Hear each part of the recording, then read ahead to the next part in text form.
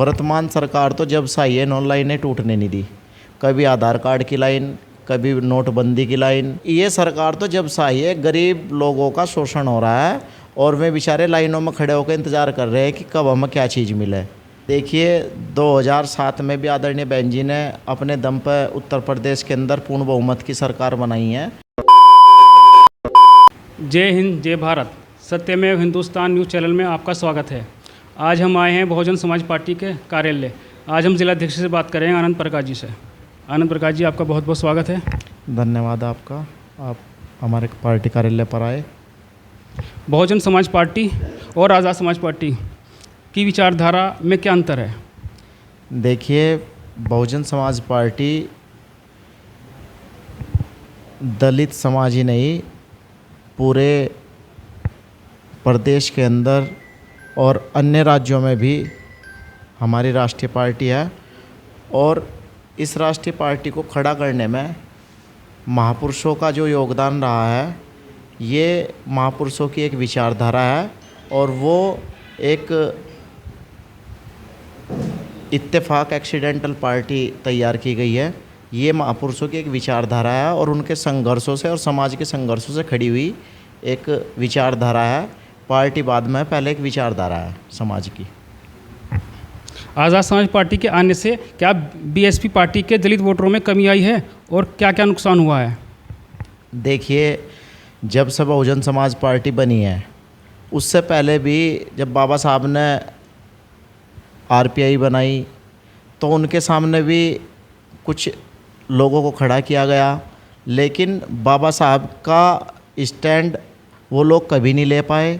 ठीक उसी तरीके से जब साहब काशीराम जी आए, उन्होंने बहुजन समाज पार्टी का गठन किया, DS4 का गठन किया, तो उनके भी सामने कुछ समाज में जो गद्दार लोग थे उन लोगों को खड़ा करने का प्रयास किया गया, हमेशा ही किया जाता है।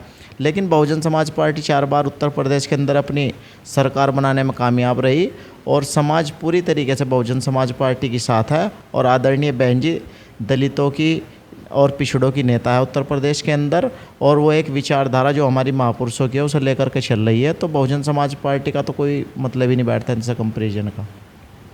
पार्टी को ग्राउंड लेवल पर उठाने के लिए आप क्या काम कर रहे हैं? देखिए, हमारे यहाँ आदरणीय बहन जी का जो भी पार्टी संगठन के लिए निर्देश होता है, उस निर्देश पे पूरे पार्टी के संगठन को तन मन धन से हर तरीके से हम लोग, जो अभी हाल ही में आदरणीय बहन जी की तरफ से बूथ और सेक्टर की जो समीक्षा मीटिंग और बैठकें चल रही है और उनका गठन का कार्य चल रहा है, तो हम लोग गांव दर गांव जा कर के प्रत्येक बूथ पे अपने जो हमारे बूथ लेवल के जो अध्यक्ष है, बूथ के महासचिव है और नीचे जो हमारे कार्यकर्ता है, तो उन्हें जोड़ने का प्रयास चल रहा है और बूथ कमेटियों को दुरुस्त करके आने वाले 2027 में बहुजन समाज पार्टी की 5वीं बार सरकार बनाने के लिए हर कार्यकर्ता पूरे जोरों शोरों के साथ में ग्राउंड लेवल पर काम भी कर रहा है।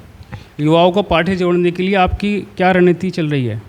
देखिए, आदरणीय बहन जी भी उत्तर प्रदेश के अंदर युवाओं को भागीदारी देने के लिए आपके सामने उदाहरण बैठा हूँ कि एक बहुत कम उम्र में मुझे आदरणीय बहन जी ने इतनी बड़ी जिम्मेदारी दी है। तो ये आपके सामने एक उदाहरण है कि युवाओं को जोड़ने के लिए बहुत बड़ी रणनीति है और हमारे संगठन के अंदर काफ़ी युवा पदों पर काम भी कर रहे हैं और आगे बड़ी जो योजनाएं हैं, आगे आकाश आनंद जी है जो उत्तर प्रदेश के अंदर रोड शो के द्वारा और उसके द्वारा युवाओं को प्रभावित भी करेंगे और उनकी नेतृत्व में और आदरणीय बहन जी के नेतृत्व में हम लोग पार्टी ज्वाइनिंग का कार्यक्रम समय समय पर कराते भी रहते हैं। पिछले प्रदर्शन को, पार्टी के प्रदर्शन को आप किस तरह से देखते हैं? देखिए, पिछला प्रदर्शन तो अच्छा रहा है, 4 बार सरकार रही है पार्टी का। पिछला प्रदर्शन तो बहुत बेहतर रहा है। उत्तर प्रदेश के अंदर दलित, शोषित और बैकवर्ड माइनॉरिटी के लोगों को अगर बोलने का, राजनीति करने का जो अधिकार मिला है वो बहुजन समाज पार्टी की देन है और उसी देन के आधार पर आज हम लोग राजनीति में सक्रिय भी हैं। वरना बहुजन समाज पार्टी से पहले तो राजनीति की ABCD बैकवर्ड और दलित को इन्होंने करने ही नहीं दी। वर्तमान सरकार के कार्यकाल को आप कैसे देखते हैं? देखिए, वर्तमान सरकार तो जब से आई है 9 लाइनें टूटने नहीं दी। कभी आधार कार्ड की लाइन, कभी नोटबंदी की लाइन, कभी इन्होंने राशन कार्ड की लाइन, अभी हाल ही में अभी तुमने देखा गैस की लाइन। तो ये सरकार तो जब से आई है गरीब लोगों का शोषण हो रहा है और वे बेचारे लाइनों में खड़े होकर इंतज़ार कर रहे हैं कि कब हमें क्या चीज़ मिले। अपना जो जीवन है उनका वो लाइन में अगर उनका ऑन एवरेज निकाल कर देखे जब से इनकी सरकार निकल ली तो लगभग एवरेज निकल जाएगा 5-7 सालों से लगातार लाइनों में है वो। 2027 के विधानसभा चुनाव में क्या बहुजन समाज पार्टी किसी अन्य पार्टी के साथ गठबंधन कर सकती है?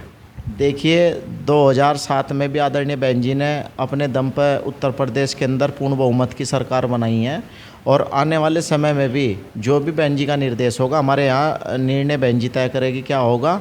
हम बहुजन समाज पार्टी के राष्ट्रीय अध्यक्ष का जो भी निर्णय होगा उसी पर काम करने का काम करेंगे। वो आदरणीय बहन जी का अपना डिसीजन होगा। वो हमेशा ही बहुजन समाज पार्टी की मजबूती के लिए अब पूरे इस चीज़ की जो जिम्मेदारी है वो आदरणीय बहन जी पे है और जो भी उनका पार्टी का हमारा निर्देश होगा हम उसी पर काम करने का काम करेंगे।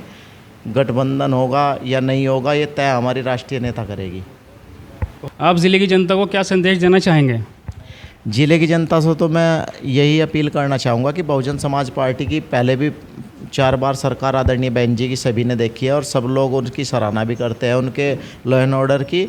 तो मेरा अनुरोध है कि सभी से जनपद वासियों से कि बहुजन समाज पार्टी की 5वीं बार सरकार बनाने में सभी जो हर वर्ग के जो लोग हैं भाईचारा बना करके सरकार बनाने का काम करें।